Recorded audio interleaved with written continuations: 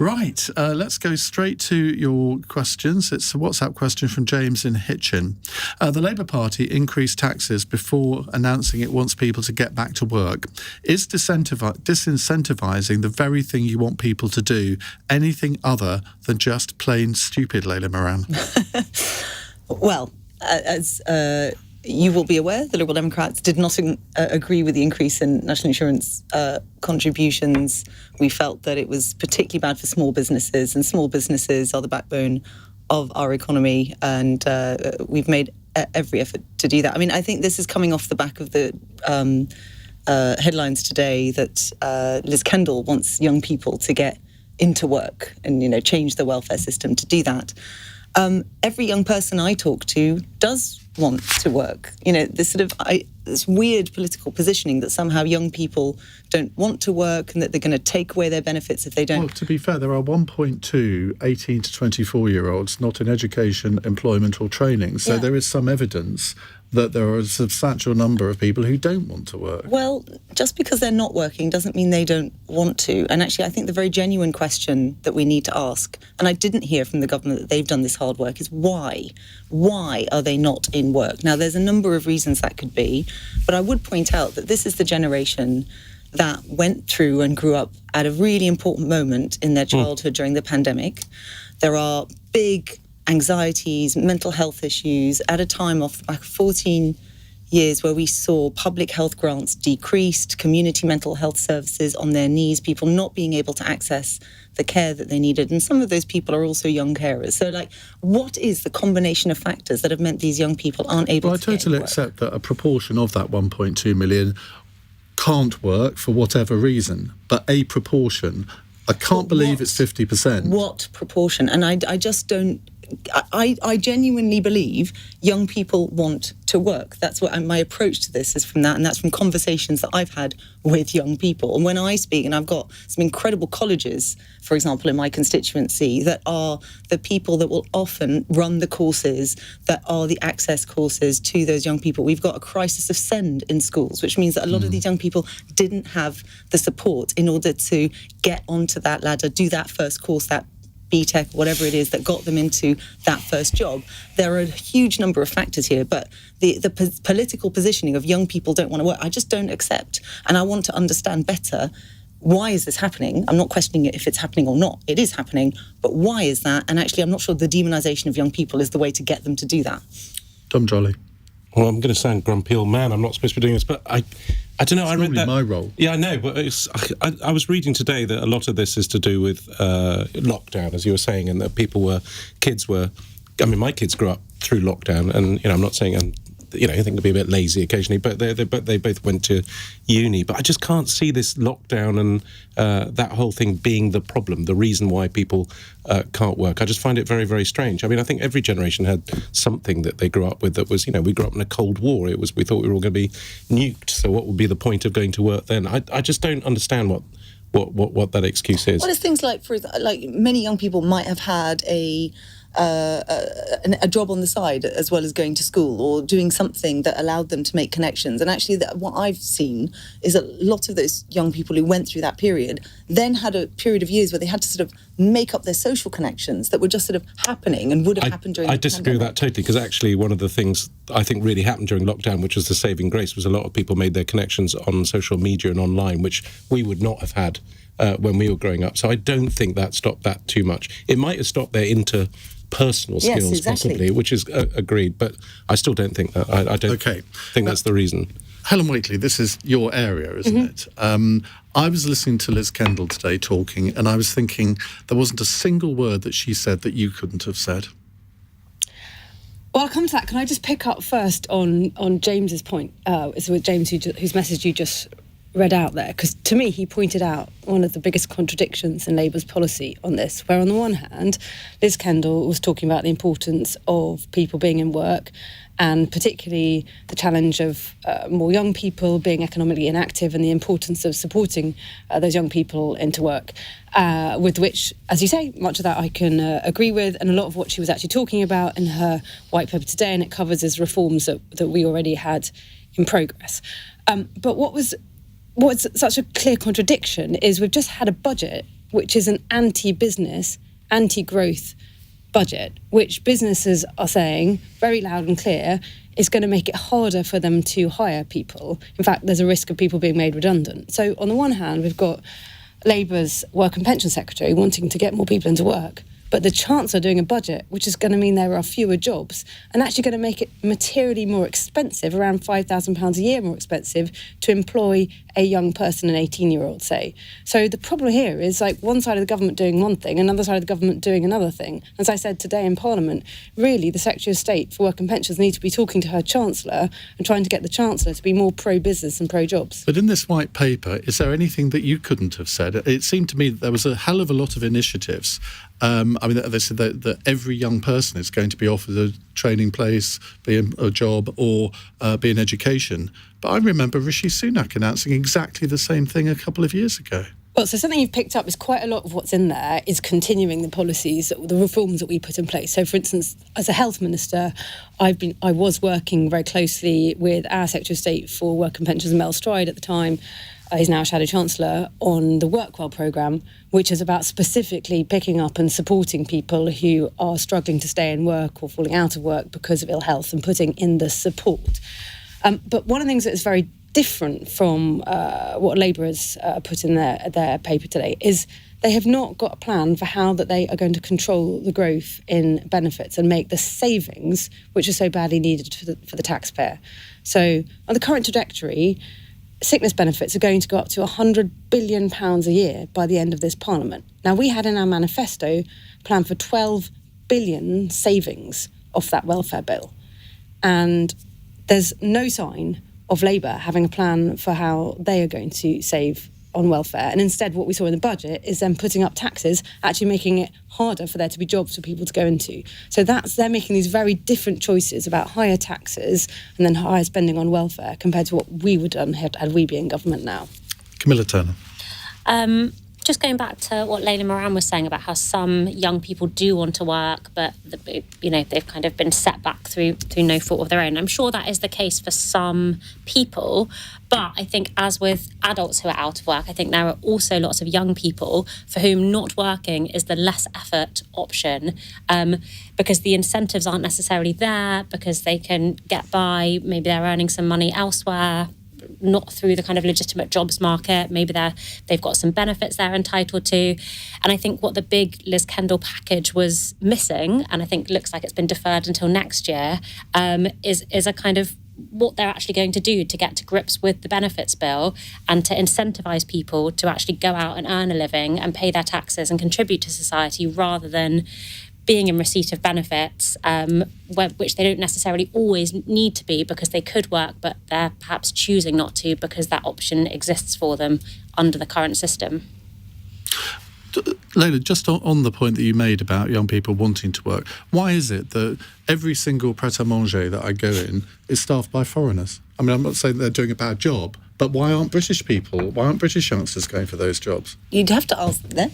And, I think what we've got here is actually quite low unemployment rates across the country. So I think, there will be jobs for them to do. And believe me, if they want to come and work in a pub in Oxfordshire, they are crying out for staff. There are plenty of jobs. Jeremy Clarkson would love to employ them. Indeed. There are plenty of jobs to go round. So there is clearly a mismatch. I think what I'm saying here is, before government sort of stands up and makes these big announcements, can we ask some young people why it is that they're not finding the job? Maybe it's that they want to engage in the gig economy. Maybe, as Camilla said, they've got loads of side hustles. They are making money, and actually they are. What are these side hustles that these people are doing? I disagree with you there. I don't know about pret-a-manger, but I've just been on tour, so I've been to every place in England for the last sort of 3 months. And the one thing I really noticed was actually how many, in the old days, so even sort of 3-4 years ago, if you're staying at hotels or you're going into coffee shops or stuff, it was all run by Polish people and all sort of different people. It was so many more Brits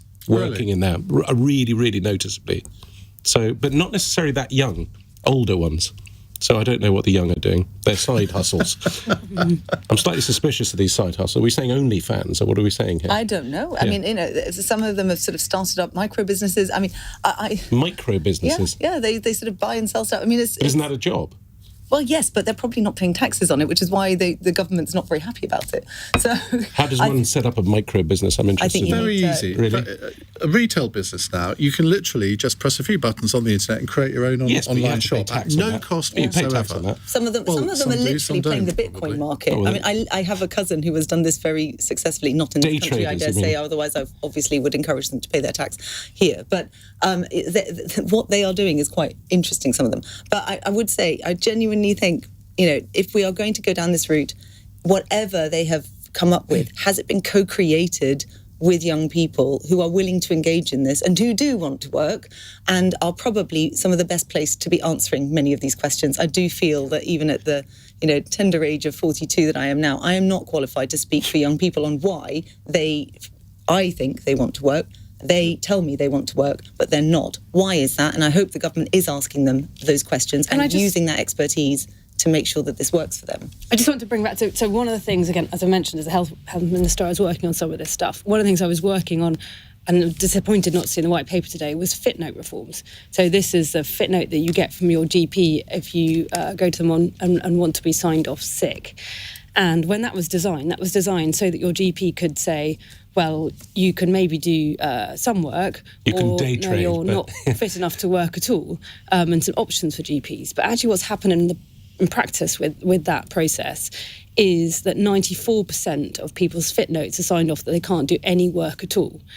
And then actually what you look into that, and we started looking into it, is actually GPs aren't necessarily seeing people. They're not necessarily having an appointment with somebody in order to really understand what their reason is for seeking the fit note. And we know Is a fit note a new GPs are word for sick incredibly note? busy.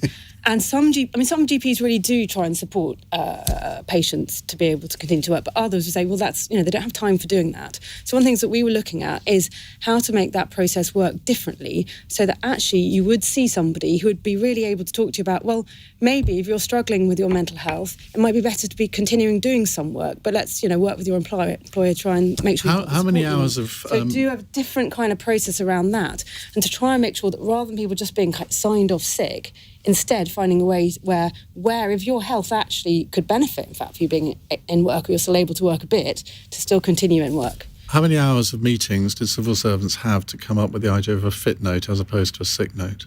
I think it was quite a long time ago that It's been around for a while. Well, it hasn't been around 14 years. I haven't has it? heard that, yeah. I mean, the concept behind it was a sensible one, which is to say, rather than the default being you're off sick, the default being, well, you might be sick, but you can do some work. In practice, it didn't work like that, and that's why we were doing the reforms. And I really hope that the government will look again at that, because I do think that's a Wasn't really fit for important purpose, I way think. of trying to stop people being signed off long-term sick. Right, lots more questions to come. It's 8:15. Right, Helen Whately is here, Conservative Shadow Work and Pensions Secretary and MP for Faversham and Mid-Kent. Layla Moran is Liberal Democrat MP for Oxford, West and Abingdon. She chairs the Health and Social Care Select Committee.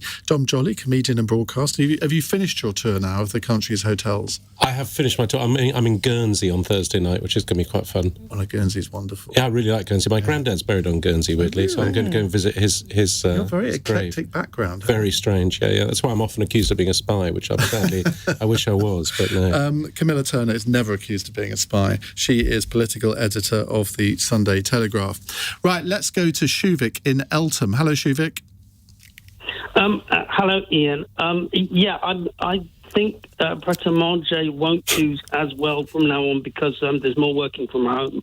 But I'd like to ask the panel, what are the prospects of a durable peace, a peace that lasts this time between Israel and Lebanon? Lebanon, not only Hezbollah, but the whole of Lebanon. Well, Joly, I'm coming to you because you have skin in this game, don't you? I very much have skin in this game. So I grew up in Lebanon to an English family. We've been there three generations. My sister is in Beirut right now running the family business. My son was there over the summer and had a very exciting little gap year with my wife, desperately trying to get him to come back. I can imagine. And me going, no, it's good for him, and let him stay there.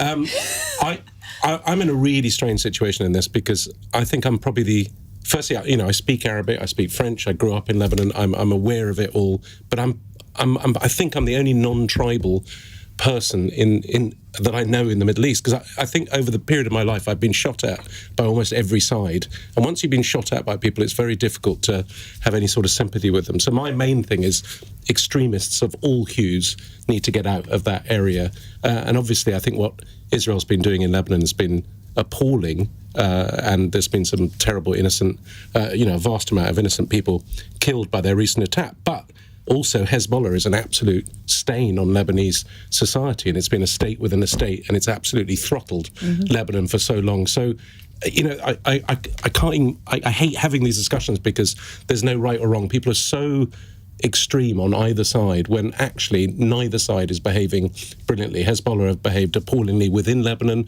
They have been attacking Israel and have been shelling areas of Israel. And obviously the government in Israel just absolutely going way over the top and attacking Lebanon again. They seem to attack Lebanon pretty much every sort of 12 years. They basically take out all the infrastructure, along with trying to get Hezbollah. They try and neuter Lebanon. So I don't know. I've literally just found out that there's a ceasefire because I've been stuck in floods and a thing. Is it a 60-day ceasefire or is it a permanent one? What have they agreed to? A 60-day ceasefire, which could then be extended. But the clip that we heard from Netanyahu earlier was all about, well, if anything goes wrong, we'll still bomb. Well, of course they will. Yeah. I mean, every time I've been to Lebanon, I wrote a book walking across Lebanon. I walked across it for 27 days, and while we were there, Israeli jets were constantly flying out and ignoring Lebanese airspace. People always think of Middle East countries as very sort of sandy and dry, but Lebanon is a beautiful country. That's why I wrote my book, because Lebanon, where I grew up above Beirut, which is, an incredible cosmopolitan city. It was literally, it's an hour to the ski slopes, an hour to the beach was the cliche. It's incredible food. I always describe it as a cross between the south of France and areas of California. It's pine forest. It's utterly beautiful. But it's so hilly and so kind of areas of it quite remote that over the last 300-400 years, anyone that's been persecuted in the rest of the Middle East have kind of found themselves in Lebanon, bought themselves a hill and set up an army there. And that's why for ages Lebanon was, a fiefdom with sort of 13, 14 different sort of militias and warlords all fighting each other. The most complicated thing I ever saw was a Time magazine diagram trying to explain who is fighting who in Lebanon, who's allied to, and honestly it was more complicated than the House of Cards. But in short, to the answer to the question, I think there will be a ceasefire. I think it will hold. I think what Israel will do, what they're wanting, is a buffer zone in the south. And I think that's what they'll implement, and they'll do what they did for ages and possibly keep people within that buffer zone. But what's extraordinary is in Lebanon itself, life goes on. My sister today was just sending me extraordinary footage of bombing at the airport, which we can see from our house. And from the smoke of the bomb, you can see an MEA, Middle East Airlines plane take off and go through. And if anything sort of epitomises Lebanon, it's that. Layla Moran, you are half Palestinian. You have skin in this game too. Yeah, I do. I think this is a good thing. And if you look across, whenever you've got conflicts like this, and it's, I think, fair to say that, Israel-Hezbollah conflict.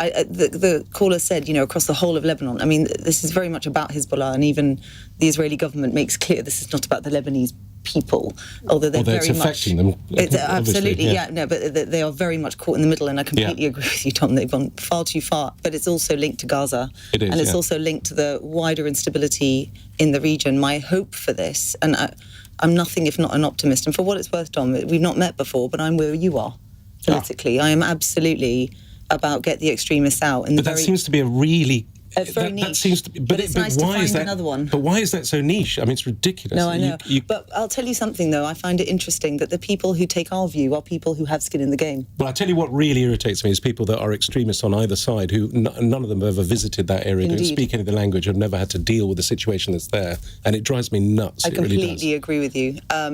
But on this, I mean, my hope is that, yes, I think it will hold. And if you look in history when these kinds of... I mean, do you remember when we were sort of all talking about pause versus ceasefire or whatever? I mean, this is a pause. This is what this is. Yeah. It's a 60-day pause, ceasefire. And what often happens with pauses is it's a pause. Sometimes you might have one or other side, something goes off, there's a scuffle, but actually it goes back to pause. And once you start pausing, it very often leads to further ceasefires. And what I hope is that this is the beginning of wider set of ceasefires that will include Gaza, which allows aid in, hostages out, and a start to look at what happens the next day. But the question, I think, was slightly posing a bit wider. How do we, a ceasefire that holds? For me, a ceasefire that holds forever is peace. And the end of this war is not peace. There's a huge, huge chasm to go between where we are now to the killing in the immediate sense stopping, and then where do we get to in the future? And that has to include a viable Palestinian state with security, not just for Israel and Palestine, but also for Lebanon and the whole of the Levant as a whole. We're talking as if this ceasefire is actually going to happen. The Israeli War Cabinet hasn't yet voted on it. I mean, the problem... Sorry, let me just finish that, because the background is important. If it votes in favour, the ceasefire would begin at 10 a.m. local time tomorrow, so 8 a.m. here in the UK. Joe Biden is expected to speak about this ceasefire from the White House Rose Garden at some point this evening. I mean, just the problem with Lebanon, just to finish with that, is one of the reasons what has to happen with the ceasefire is there's been no basically functioning government in Lebanon for at least 10 years. Elections have been completely frozen. Hezbollah are a state within a state. And so one of the things that does need to happen within the ceasefire is the Lebanese, taking back control of their own country. Camilla. I think you've both raised really important points there, and I think what's a cause for optimism with this ceasefire is that this could, albeit temporary, it could lay the groundwork for a more long-term solution, and then could also perhaps help to propel the situation in Gaza to bring that to a close as well. I think in Lebanon, the kind of war goal from Israel's point of view has been very clear and also a bit more manageable from the start, which is pushing Hezbollah back to north of the Litani River, which is what the UN resolution that ended the last conflict was meant to happen. But over time, it's been kind of gradually eroded. And yes, as you say, Hezbollah are a state within a state that have got increasingly kind of aggressive and assertive in recent years, but at least there is a kind of a Lebanese government to do business with, and to an extent to help implement that ceasefire.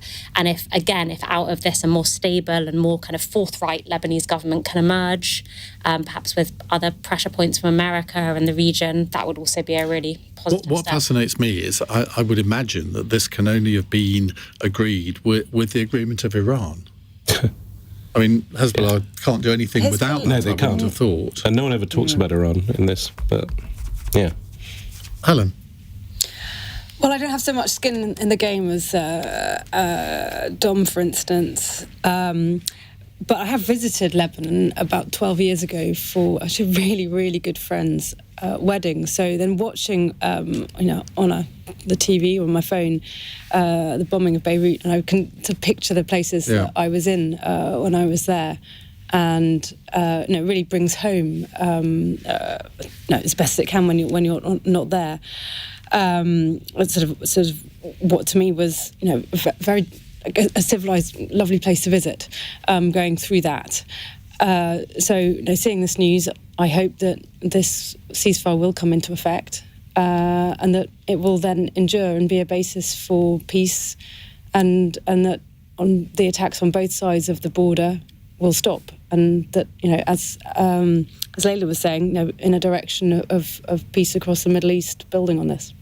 Both of you know a lot about this because you've both got family in the region. Can you be optimistic about some sort of longer-term settlement? Because I said on the programme a few months ago, what it needs is a sort of Barack Obama figure to emerge from the Israeli side and a Nelson Mandela figure to emerge from the Palestinian side. And so I can't see any hope of that happening. And yesterday on the programme, someone said, well, there is actually a Nelson Mandela figure who the Israelis have got in prison at the moment. I can't remember his name. That's the one. That's the one. So his son, Arab, has been here. In fact, he came and Marwan's wife, Arab's mother, was here. I've met with them. I mean, he's sort of held up as the Nelson Mandela figure. It's worth saying there are actually others, and the plight of Palestinian political prisoners is real. It's really important, because what happens in the West Bank is when anyone sticks their head above the parapet and starts to say, right, I'm going to try and unite the Palestinian political factions, they are very often put in prison, very often without trial, and they're kept there for a very long time. So there is a genuine issue here. around allowing, and the Israelis will say, and I'm sure they'll write into the programme, and me probably as well, to say, it's because they are terrorists, and Marwan Barghouti is a terrorist, and it's for security reasons and all that. Nelson Mandela was also considered a terrorist, and there are going to be people who are going to perhaps be unpalatable to parts of Israeli society that they are going to have to try and allow the Palestinian political landscape to coalesce around if you're going to have a united Palestinian peoples who can then go to elections. And by the way, Palestinians want elections. I know Israel often says it's the only democratic state in the region. Palestinians want elections. The reasons they often haven't had it are for reasons that they can't get everyone to vote, and that's to do with Jerusalem, and it's all very complicated. But I do believe that at the heart of Palestine are democratic that the Palestinian Authority hasn't had an election since whenever it is? The PA is not the PLO. This is the key thing, okay? So the reason why they hold up Marwan Barghouti as someone who might be able to unite is he's one of the only figures who might be able to unite all factions, and I dare say, including some of the very most unpalatable factions, in order to have and he's anti-violence. When he talks about this now, anyway, people will point out he turned to violence in the past, allegedly. But when it comes to now, he talks about finding a way forward that is non-violent. That's the important bit. How do we go from where we are now to where we are later, and actually uniting the Palestinian people around a common cause and ideally a common person? He's the name that comes up, but there may well be others. And similarly, in Lebanon, I interviewed a young Lebanese member of parliament a couple of months ago, and I thought, well, if they're all like you, your country would have a really bright future. Well, the tragedy of Lebanon is that, it's been run for so long under sort of, even its constitution is broken down through, the Prime Minister has to be a Maronite, and it's broken down through the various religious factions. And there was, about 10 years ago, a movement of sort of secular young people that really tried to sort of break through that, and it failed. And unfortunately, Lebanese are always optimistic about their country, and they've always managed to keep it going. And what actually broke the back of Lebanon was when that explosion happened in the port. It was extraordinary, that the one sort of warlike explosion that happened, it was probably more to do with corruption and whatever, and that literally broke the economy of Lebanon, and that's been the real tragedy in the last 3 or 4 years. So Lebanon now is unbelievable extremes of people living on dollars and living very happily, and people absolutely in trouble. And it's the first time I've seen Lebanese sort of resilience and optimism disappear, but it will come back. It is an extraordinary country for that. Right, we'll move on. 0345 6060 973 if you'd like to ask our panel a question. It's 8:31 news headlines with Daryl Jackson. Israel's cabinet is going to consider a ceasefire with Hezbollah proposed by the US. Prime Minister Benjamin Netanyahu says the duration of the deal depends on any further acts of aggression in Lebanon. 5 more people have been rescued from the water after a boat sank off the coast of Egypt yesterday. 2 British people are still unaccounted for, and 4 bodies have been recovered after it capsized in the Red Sea. Vauxhall owner Stellantis is planning to shut its van-making factory in Luton, putting 1,100 jobs at risk. The manufacturer, which also owns Citroën, Peugeot and Fiat, says it's hoping to transfer some roles to its facility in Ellesmere Port. LBC weather: rain pushing eastwards across Wales and southern England tonight. Rain will be heavy over the south, but it will be drier and clearer in the north, a low of -4. This is LBC.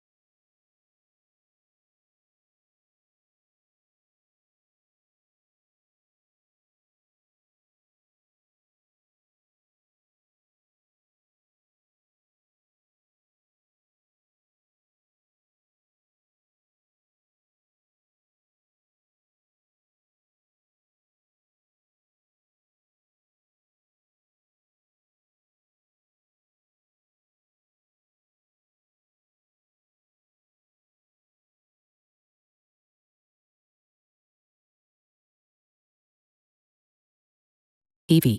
Cross Question with Iain Dale on LBC. Call 0345 6060 973. 8:34 on LBC. Helen, Whately, Layla, Moran, Dom, Joly and Camilla Turner with us answering your questions. Paul has phoned in from Glasgow. Hello, Paul. Hello, good evening, panel. Hello, Ian. I've got a question. I've been watching recently the UK's response to the flooding, to the ice and snow, and the fact that Britain just really can't cope with this. And now I'm seriously worried that if Russia really does decide to teach us a lesson, basically, we are in absolutely no position to defend ourselves whatsoever. Can I ask what the panel thinks, please? Do you mean militarily or from cyber attacks? Well, I'm thinking probably militarily is probably unlikely. It's probably going to be cyber attacks, cable cutting, whatever they can think of. Yeah, they could shut down the power grid. I think we're in no position to defend ourselves. Well, I think it's important to point out here some developing news today where British soldiers are being deployed to several US Air Force bases in East Anglia after drones were spotted hovering over 3 of them over the past week. There's been confirmation of who is There's been no confirmation of who's controlling these drones, but last week Vladimir Putin threatened that the Russian military could target the UK in retaliation for British-donated Storm Shadow missiles being fired into Ukraine for the first time. Helen, Whately. Well, I think one thing to remember on this is that actually we know that behind the scenes as a country we're constantly countering cyber attacks. We just don't necessarily see that all the time. So actually there is a very active defence of cyberspace in the UK as well as traditional defence. This is never ever talked about, but we do launch cyber attacks ourselves in response to ones that we've had. I mean, I suppose there is a reason that isn't talked about very much, but it definitely happens. I mean, something just taking a step back as well and looking at the situation between Russia and Ukraine. One of the reasons why we have stood shoulder to shoulder with Ukraine ever since Putin invaded Ukraine is because actually it's not just about us wanting to be on the side of Ukraine because of that illegal invasion, but also because we know that it's important for our security, for Western security overall, and that we're not just going to roll over and let Russia go and invade a sovereign state like that. And that's an important message to send to Russia as part of our support for Ukraine, as well as supporting Ukraine in its own right. Layla, you used to cover foreign affairs for the Liberal Democrats. Is Paul right to have a little bit of fear in him? I think as a reflection of how chaotic and unstable the world is, I mean, I don't think that's about to get any better anytime soon. No doubt there will be a number of times we'll come back to this programme and Trump's president and we will discuss again what he recently did. And there's a reason why Biden allowed these missiles in is because he is genuinely concerned by what Trump is going to do and the kind of chaos he's going to bring, in particular the undermining or potential undermining of NATO. But I would just reassure Paul, I mean, there's a reason we're in NATO and there's a reason why there is cross-party consensus and it's rare. I mean, one of the most joyous things about being Foreign Affairs spokesperson in Parliament, notwithstanding the awful and very quick on your feet things you've got to respond to, but actually when it came to Russia and Ukraine, it's rare moments of unity, and our job is to how do we work together to counter this common threat, and NATO is the absolute bedrock of it, and that you can't put anything between most of the parties with the exception of Nigel Farage. So it's really, really important that we continue to say how in lockstep with NATO we are.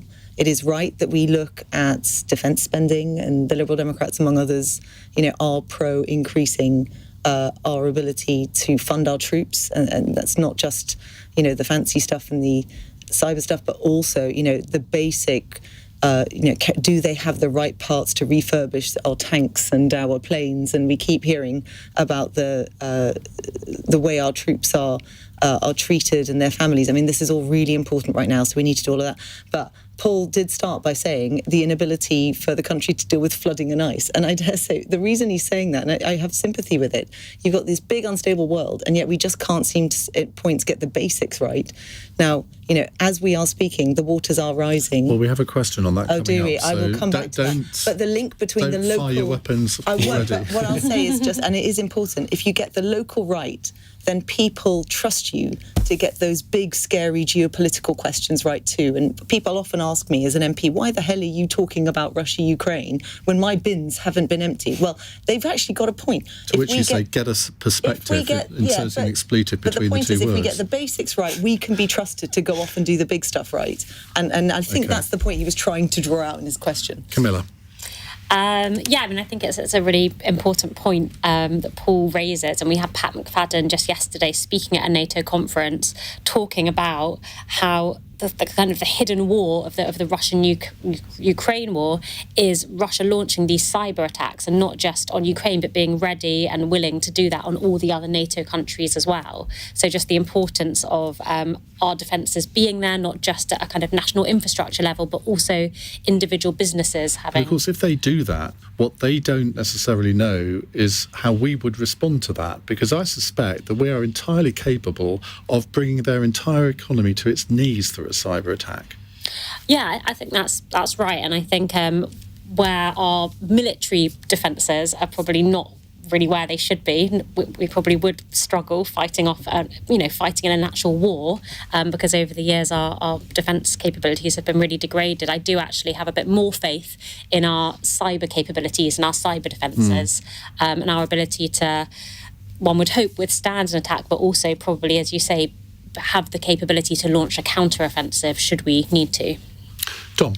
I wonder whether the sort of threat of Russian cyber interference and stuff is a useful prop for governments. I mean, I went to Ukraine last year and I took a train from Lviv down to Odessa, a 16-hour You do get around. I do. Well, I'm a travel writer, so, But I did a 16-hour train ride, and they apologised that it was 2 minutes late. And then I managed to get to Mykolaiv, just behind the front line, with absolutely all the infrastructure was working, electricity was on, restaurants were open. And yet today, coming from Cheltenham, it's taken me 4 hours, 10 minutes. I've been in gridlock. 4 hours? Yeah, gridlock on Park Lane. I went through, some of the wastelands, the new Venice of the Cotswolds, which is Chippenham and stuff. So I don't know. I think as an infrastructure in this country, I don't think we need Russian interference. I think we're in a pretty shocking state already. So I think that's what we should worry about. OK, Paul, thank you for that. Now, Layla Moran, you wanted a question on flooding. As Martine McCutcheon would say, this is your moment. You're right. Robbie's in Chelmsford. Hi, Robbie. Evening all. With widespread destruction, hundreds of homes flooded and at least 5 people dead, and more flooding expected, should the government be doing more to help shelter and protect Britain from the storms to come and the wider effects of climate change? And if so, what should they do? And more heavy rain is expected across parts of the southeast of England tonight in Storm Connell. Why can't they name these storms with threatening names rather than Connell? Storm Run to the Hills as well. Or swim. So there could be a lot of flooding in the southeast tonight as well. Layla Moran, you have been speaking about this today. I have. So my constituency floods. A number of them do. Mine does regularly.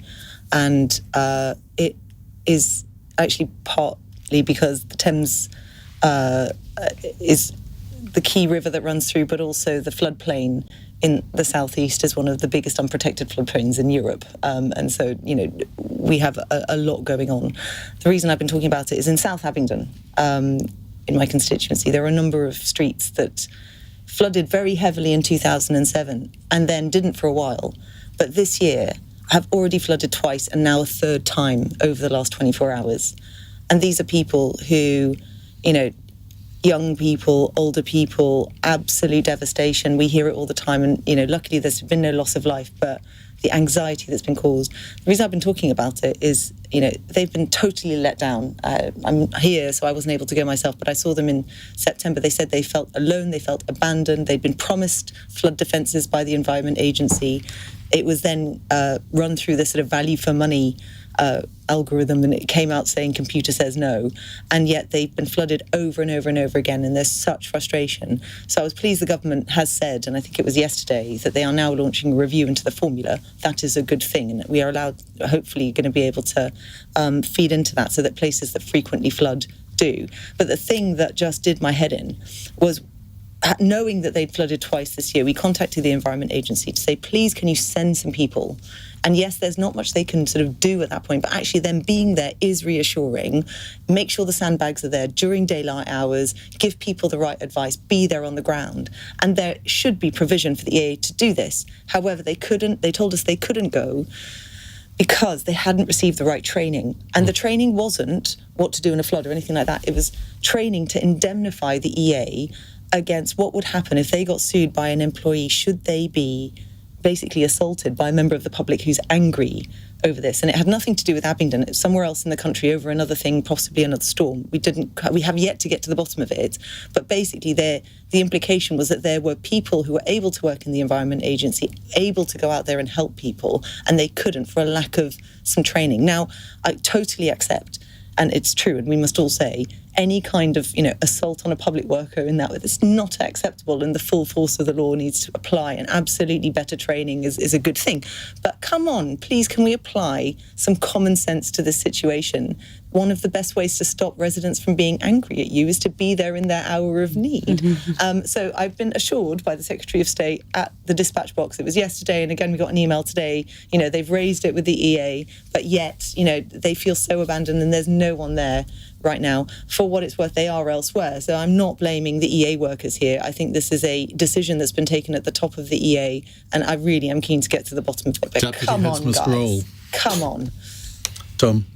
I don't know what the solution is. I was flooded in 2007, and I think people don't understand till it happens to you how devastating it is. It's something so weird about it that you often gets lost when you're seeing the sandbags and stuff, but it's just the devastation it causes, the power of the water, and the fact that it just takes so long to clear everything up, everything goes. I just feel so bad for all the people.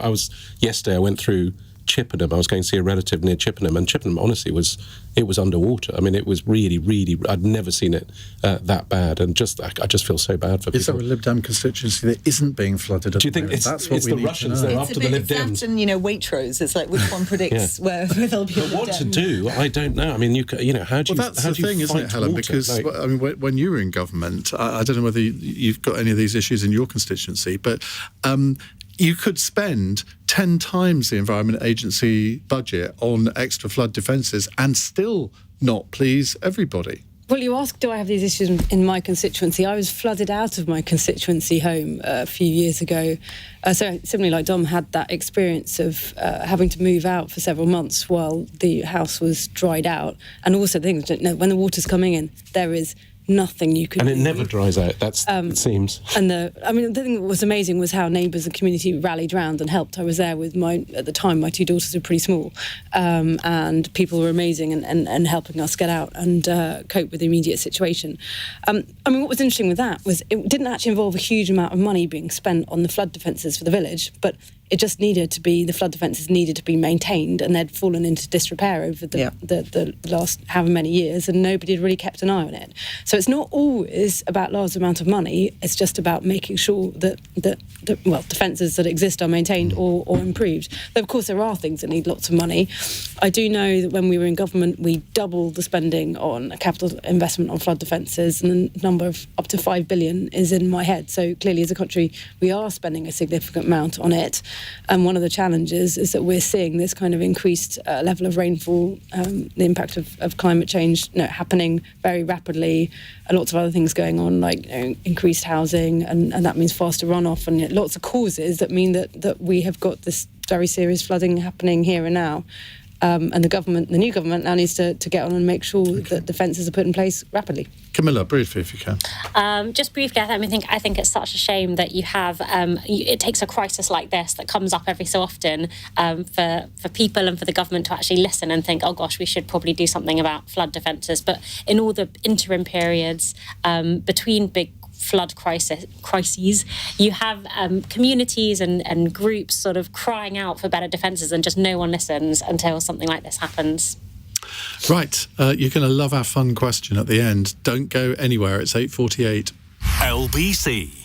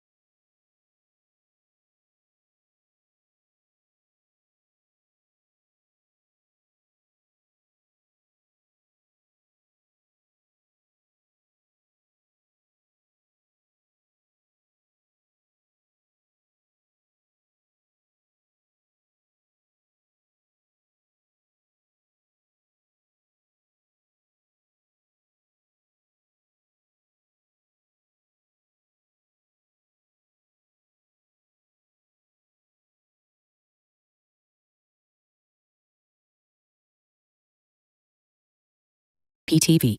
Cross Question with Iain Dale on LBC. Text 84850.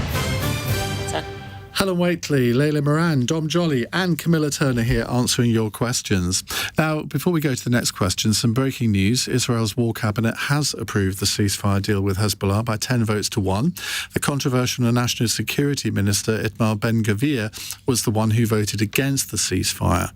Benjamin Netanyahu's spokesperson says Israel appreciates the US contribution to the process, while Joe Biden has just described the agreement as good news and says he hopes civilians on both sides of the Israel-Lebanon border will be able to return to their homes very shortly.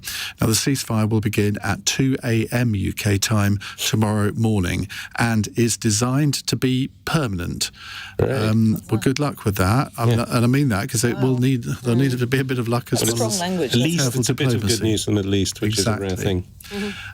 Right, Oliver on the Wirral has an excellent question. Hello, Oliver. Hello, Ian. My question is this. Should we turn to Jesus to be less fat? Boris Johnson has blamed the Church of England for Britain's obesity epidemic, saying it had failed to provide spiritual sustenance to the public. Now, I've written a column on this for the newspaper, which you can find online, where I, should we say, question Boris Johnson's conclusions on this, but the headline says, Boris Johnson is right. The Church of England is partly to blame for the obesity crisis in this country. So have a read of that if you like. It's pretty punchy. Camilla, let's start with you. Well, one thing I'll say about Boris Johnson, he may not be involved in frontline politics anymore, but he still can stoke a debate on the crucial issues of the day. I mean, I think his point is there's obviously lots of things to blame for the obesity crisis. Tizer. It's not Jesus. It's crisps. Largely crisps. Yeah. I'm not sure if the Church of England can be the number one blame point on this particular issue, probably. Right. Helen, I'm sure you've got a perspective on this. Well, yes. I mean, as Camilla said, Boris still getting headlines. I mean, if you do read what he said, I think he's got there is a point behind what he's saying, which is not the point in the headline. But I think to pick up on the headline, I mean, clearly obesity is a complex issue, and as former health minister, have looked at this.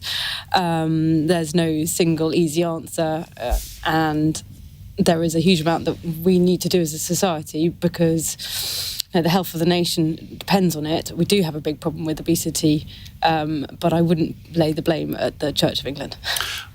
Surely, and this is the point of my column, surely we all have to take individual responsibility for this. We all are responsible for what goes into our mouths, whether it's sort of what drink we drink, what food we eat. It has to be, at least in part, that. There's a House of Lords report on obesity that came out just a few weeks ago, chaired by my Lib Dem peer colleague Joan Walmsley, which I would encourage you to read because it looks at this and it points out that it is no one thing. That's right. There's no silver bullet, and I'm sure Helen found this as a minister, but it does point out there have been 700 different interventions made by government on the topic of obesity in recent years, and actually the problem has only got worse, and it points to a number of things. There's a lesson on a lot of things. And there's a number of things it needs to do, but one of them is this idea that actually it's just down to personal responsibility without tackling the food industry, ultra-high processed foods, for example, and what it calls for at its centre is a proper integrated food strategy. What we mean by that is not just the Department of Health saying this is what needs to happen and this is what needs to happen from a public health perspective, but also working with the food industry, with farmers, with the rest of government in order to solve this. It's a massive public health challenge. And for what it's worth, the bit about the Boris Johnson zone, which feels like sort of a man flailing around for relevance, is he uses words like fatso. Now, I was a fat child. So much so that I ended up in my early 20s having a bariatric operation and I lost 60 kilos. I'm literally half the woman I used to be. And I'm delighted by it. And frankly, I wouldn't be an MP without it because I just wouldn't have had the confidence to even go for it. And I look at that and I look at the debate and my heart just sinks because there are people listening to this programme who want to lose weight, who are struggling to lose weight. It's really hard. If we're going to have people in the public debate calling people names like that. How is that going to help anybody? So let's have a grown-up conversation, so therefore does not include Boris Johnson, about this really important issue. It is a public health crisis, but I think let's not do it in such a way that in any way demonises people who are desperately trying very often to lose weight. And the mental health aspect of this is the bit that I would criticise the report for not really touching on. They were focused on other things, and I understand why. But, actually, to lose weight is a very, very difficult thing. And if we are in any way making individuals feel that they are personally responsible for this crisis, which is often how the headlines read, or like you'll see a headline that says, £240 billion is the cost to the rest of the country. And I remember looking at this as an individual going, oh my God, this is yet another thing that's going to make me feel bad today. Can we just think about how we discuss this? Because we're actively undermining what we're trying to do here. You may well be right, but we still can't get away from the fact that when I was at school in the 1970s, there was always a fat child in the class. One. Now it's probably half. The point the report makes, and this is why it's really important to take it all together, is that actually the way people eat is very, very different now. And we've seen, big supermarkets and discounts, and the processed food has genuinely. Yep. No, you're absolutely right on that. But then that's a responsibility of parents to make sure that their children do eat a balanced diet. But when that food is just cheaper and there's a cost of living crisis, I mean, it's really, really complex. We're not going to cover it in the time we've got. I would point you to the report. It is genuinely well thought through, and people should engage with it. Tom? Well, everything in moderation, especially when it comes to reading Boris Johnson, which I didn't do. Have I completely missed the point here? Because I thought the headline was Boris Johnson was blaming people being overweight on Jesus. What relevance has this got to this? Was he actually trying to make a serious point, and that it's just been completely... Well, this was an interview he did for a report. I think they interviewed 3 former prime ministers, 8 former health secretaries. Yeah. And I think the transcript has been released. And I mean... I saw bits of that. It was very, very Boris, but I think Helen's right. There was some interesting points that he was making, which have been hidden by, should we say, some of the less serious. Yeah. Anyway, we're going to talk more about this after 9, so if you have a view on whether it's Jesus that we need to turn to become less fat, we'll welcome your calls after 9. Oliver, thank you for that. Now, our fun question is from John. Keir Starmer says he's been keeping his new Siberian kitten away from Larry the cat, fearing that they won't get along very well. This naturally leads to the following question. What politics do you think your pet subscribes to? Is your furry friend right-wing, left-wing, a bit Brexity, perhaps a centrist cat, or dog, or snake? Dom? This is so relevant to something. I have 2 black Labradors. I think it's illegal to have anything else in Gloucestershire. And they are absolutely diametrically opposed. One, Fitzgerald, I worry, is quite a hardline Tory.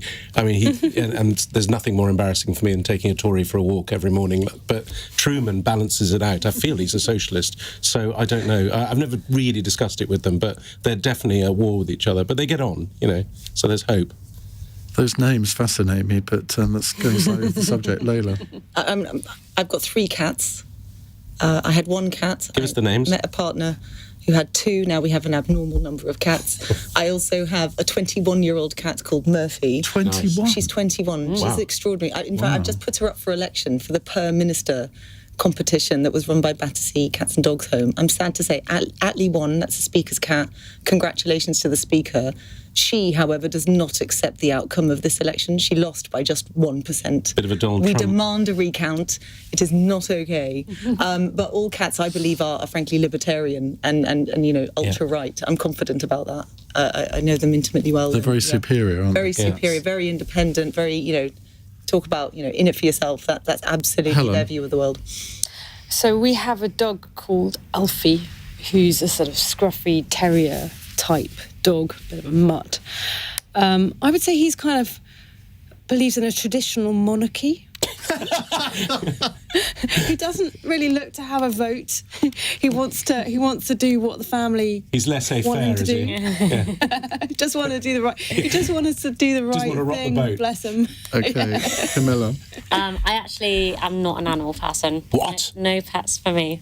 What? So we're gonna. What do you mean? You sit ban this them? one out. Just don't like them. Don't like all of them? Yeah. But this is the thing, cats, I bet, love you. Yeah. If you go into a room, all cats will gravitate towards Yeah, you yeah, because And you're they the sit one on your person lap that and they they don't claw want. into your Yeah. knees. Yeah, awful. That's what I don't like about cats. Yeah. But anyway, thank you all very much indeed for joining us today. On tomorrow's panel, the former Conservative Cabinet Minister Esther McVey, the political journalist Zoe Grunewald, Labour MP Rachel Maskell, and the former David Cameron advisor Sarah Southern. I thought it says former David Cameron there for a moment. That would be a coup, wouldn't it, for a cross question?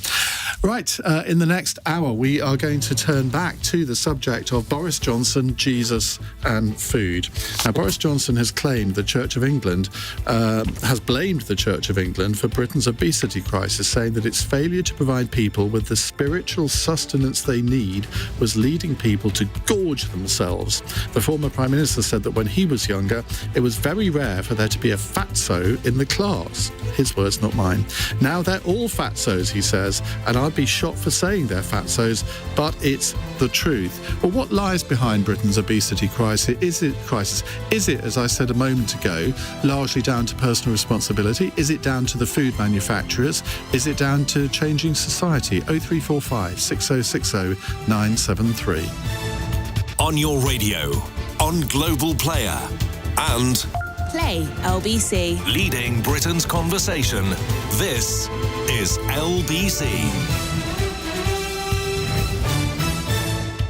From Global's newsroom, the US president says Israel and Lebanon